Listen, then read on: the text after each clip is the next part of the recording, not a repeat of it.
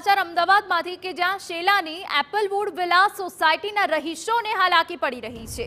સોસાયટીના રસ્તા પર વરસાદી પાણી ન ઓસરતા પરેશાની થઈ છે। વરસાદી પાણી ભરાઈ રહેતા ગટરના પાણી બેક મારતા હોવાની સમસ્યા સર્જાઈ છે। રહીશોના ઘરમાં જળભરાવથી ઘરવખરીને પણ નુકસાન થયું છે। દર ચોમાસે સર્જાતી સ્થિતિ અંગે તંત્રને અનેક રજૂઆત છતાં કોઈ ઉકેલ નથી આવતો।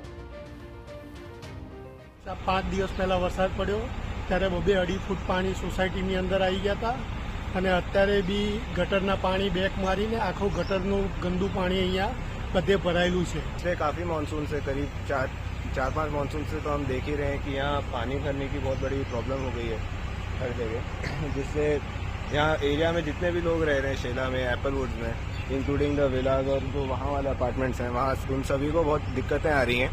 जैसा कि आप देख सकते हैं कि यहाँ पूरा पानी भर चुका है, तो रोड एक्सेस ही बंद हो गया उस सोसाइटी का।